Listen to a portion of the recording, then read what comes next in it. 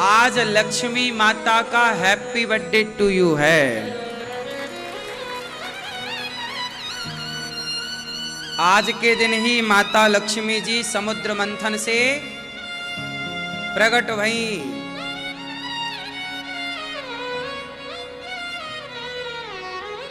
लक्ष्मी माता प्रकट भई और आज के दिन ही भगवान श्रीमन नारायण का लक्ष्मी जी से विवाह हुआ।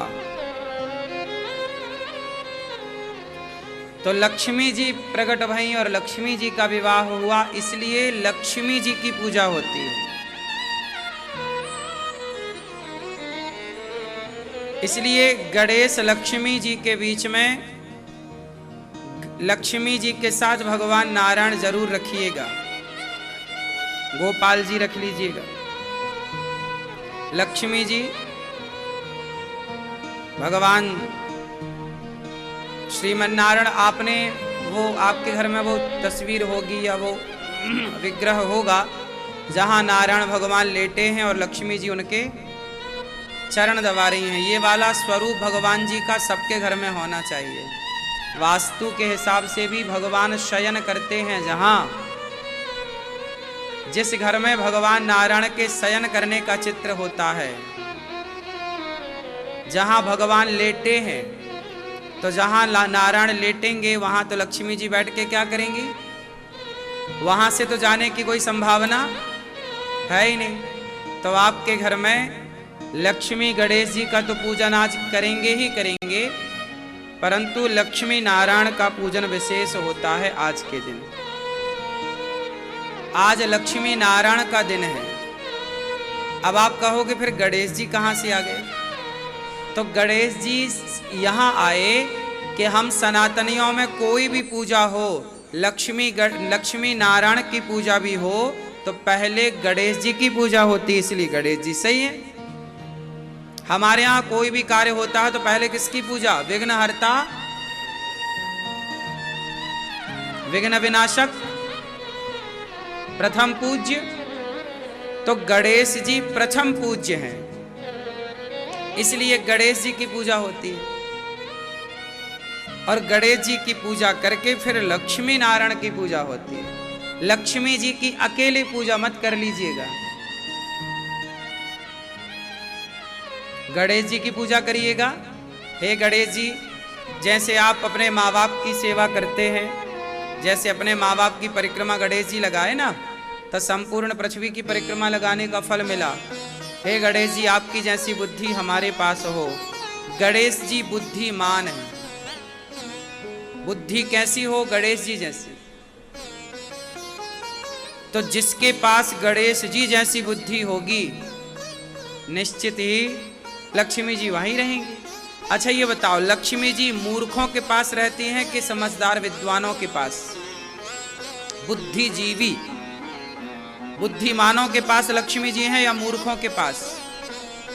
बोलो बोलो भाई। बुद्धिमान होगा तो लक्ष्मी जी होंगी। आप बहुत लक्ष्मी वाले हैं, मतलब बहुत आपके घर में धन धान्य है, मतलब आप बुद्धिमान हैं। मूर्खों के पास कहाँ है? तो गणेश जी जैसी बुद्धि, इसलिए गणेश जी की प्रथम पूजा। फिर लक्ष्मी नारायण की पूजा। पूजा करते समय क्या करिए? गाय के गोबर से पहले लीपिएगा। गोबर ही लक्ष्मी का स्वरूप है। सनातन धर्म में गाय के गोबर में किसका वास है? लक्ष्मी जी का। इसलिए आपने देखा होगा सत्यनारायण भगवान की कथा जब कराते हैं तो पंडित जी गौर गणेश लक्ष्मी जी, गौर गणेश किसके बना देते हैं? गोबर के। गोबर के बना दिए जाते हैं। तो गोबर की पूजा होती है हमारे यहाँ गौर गणेश के रूप में। उसी से लीप करके फिर चौक पूरा जाए। आज आपके घर में पोंछा लगाइएगा, जहाँ पूजा करिएगा तो वहाँ नमक डाल करके पानी में सेंधा नमक डालते हैं, फिर उससे घर को पोंछा लगाते हैं, जिससे सारी नकारात्मकता दूर हो जाती है और उस बचे हुए पानी को घर के बाहर कहीं दूर फेंक दिया जाता है। दीपावली के दिन आप अपनी माँ और अपनी पत्नी ये दोनों लक्ष्मी हैं, इसलिए आज के दिन अपनी पत्नी को और अपनी माँ को बहुत प्रसन्न रखिएगा। जो अपनी पत्नी और अपनी माँ को सदा प्रसन्न रखते हैं, अर्थात नारी को अर्थात स्त्री को प्रसन्न रखते हैं, स्त्री जात को प्रसन्न रखते हैं, उनके घर में लक्ष्मी जी सदा सदा के लिए रहती हैं। लक्ष्मी जी एक नारी है और आपकी पत्नी और आपकी माँ भी एक नारी है। और लक्ष्मी जी कहती हैं कि जो अपनी नारी का सम्मान नहीं करता वो मेरा सम्मान क्या करेगा। जो अपनी माँ का सम्मान नहीं करता वो लक्ष्मी माँ का सम्मान क्या करेगा। इसलिए आप अपनी माँ का सम्मान करिएगा, अपनी पत्नी का आदर करिएगा, तो आपके घर में सदा लक्ष्मी प्रसन्न चित्त से आपके घर में रहेंगी। ये हर पुरुष को आज सुनवा दीजिएगा। अपनी पत्नी को, अपनी माँ को, अपनी बेटी को, अपनी बहन को प्रसन्न रखिएगा, क्योंकि ये लक्ष्मी स्वरूपा मानी गई है। अब अपनी घरवाली से आप लड़ो, अब अपनी माँ को आप घर से निकाल दो और फिर लक्ष्मी माँ की पूजा करो, जय लक्ष्मी माता, जय लक्ष्मी माता, तो कुछ ना होगा। लक्ष्मी जी तो रूठ के चली ही गई। तो आज दीपावली में आप माँ भगवती लक्ष्मी जी का बहुत प्यार से हैप्पी बर्थडे टू यू मनाइएगा। आज दीपावली के रात्रि में आप जो भी आप मंत्र जगाना चाहते हैं तो आप पति पत्नी दोनों बैठिएगा, जोड़े से स्नान करके पवित्र भाव से 6 बजे से लेकर के 8 बजे तक का जो मुहूर्त है पूजन का, दोनों जन बैठ करके प्रेम पूर्वक पूर्व दिशा की ओर मुंह करिएगा।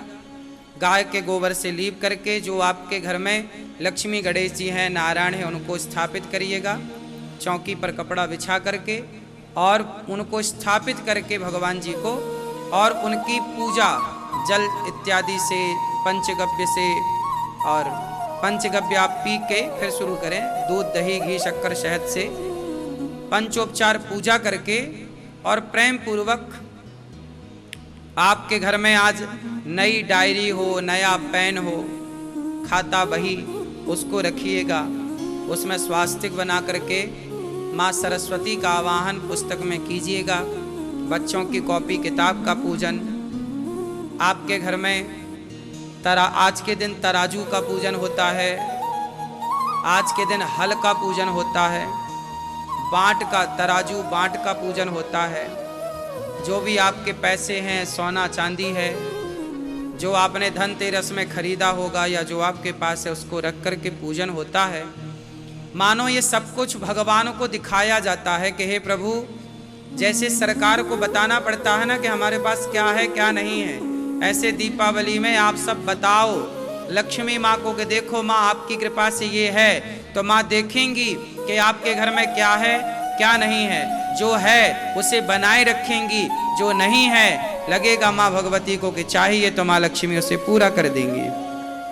तो आज के दिन सारा जो आपके पास है वो माँ भगवती को प्रेजेंट किया जाता है, दिखाया जाता है। माँ ये है आपका दिया हुआ, तेरा तुझको अर्पण क्या लागे सब भगवान को।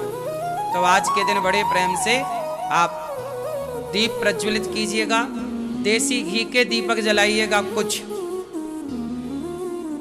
कुछ दीपक देसी घी के जलाइएगा, और फिर जो तेल का है जो आप जलाना चाहें मीठे तेल का, तो तेल के दीपक जला करके कुछ दीपक आप अपने कुल देवताओं को रखें। किसको रखें बोलो, आपके कुल देवता हैं या नहीं? तो कुछ दीपक जला करके कुल देवताओं को जरूर रखना चाहिए। आज के दिन कुल देवताओं को प्रणाम करना चाहिए। आप अपने मंदिर में दीपक रखें, लक्ष्मी जी के पास दीपक रखें, भगवान श्रीमन नारायण के नाम का। और आप सभी लोग इस तरह से दीपक जला के घर के चारों कोने में दीपक जला करके घर को रोशनी से भरें। और जब दीपक चारों ओर जलाओ तो माँ लक्ष्मी और भगवान श्रीमन्नारायण से कहना चाहिए कि हे प्रभु, जैसे हमारा घर आज रोशन है, ऐसे हमारे घर में आपकी कृपा से इस घर में, ये घर आपका है और इस घर में सदा ये खुशियों की रोशनी, प्रसन्नता की रोशनी, भक्ति और ज्ञान की रोशनी सदा बनी रहे, ऐसी प्रार्थना करनी चाहिए। तो आप लोगों को इस तरह फिर जो आप पूजा करते हैं करते ही होंगे, तब आप लोग इस तरह से पूजन करें।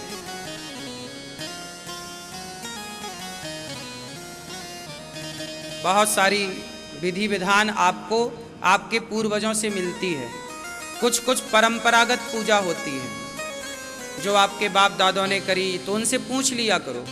अपनी सास से, अपने ससुर से पूछा करो कि अपने यहाँ कैसी पूजा होती आई है।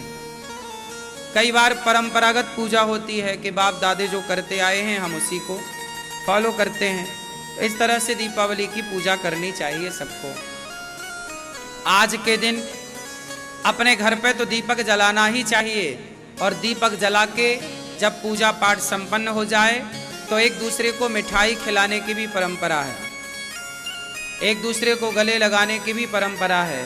कि आज तक हमारी और आपकी जो बात था, विवाद था, हम छोड़ें कल की बातें, कल की बात पुरानी, और अब प्रेम पूर्वक अपनी जिंदगी इस दीपक के तरह, जैसे ये दीपक सब तरफ रोशनी कर रहा है, ऐसे हमारी और आपकी दोस्ती, हम और आप मिल करके, हम और आप दोनों लोग देश को रोशन करें, समाज को रोशन करें, ज्ञान से रोशन करें, प्रेम से रोशन करें, एक दूसरे का मुंह मीठा करने की परंपरा है।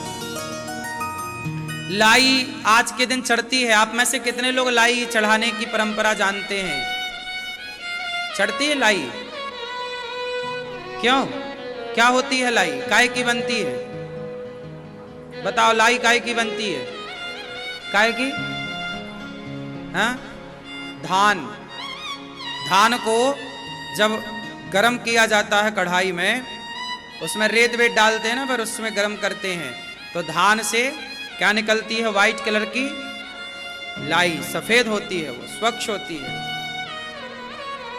धान कैसी होती है और लाई कैसी होती है ना? क्या अर्थ निकला?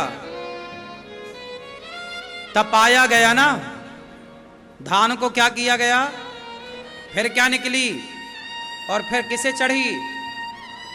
बोलो, लक्ष्मी जी को, गणेश जी को। क्या मैसेज मिला? कि लक्ष्मी तक पहुंचने के लिए धान को पहले क्या करना पड़ा? तपना पड़ा। जो तपेगा, जो मेहनत करेगा, वही लक्ष्मी तक पहुंचेगा। ये मैसेज है।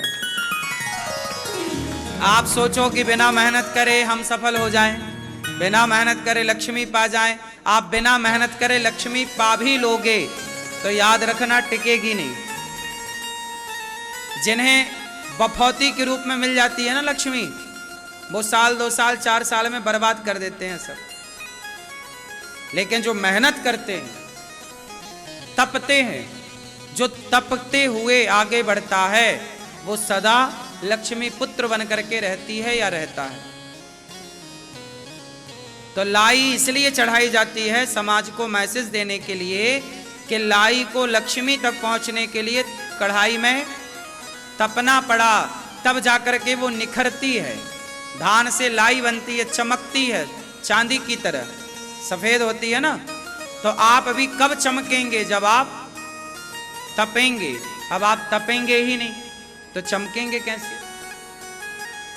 आप बिना तपे चमकना चाहते हैं, आप बिना तपे लक्ष्मी पाना चाहते हैं, संभव नहीं है। 100 यहां पर लाखों रुपए पड़े हों, करोड़ों पड़े हों, मत देखो किसी की तरफ। आपको रास्ते में पड़ा हुआ पैसा मिल भी जाए तो वो टिकेगा ही नहीं।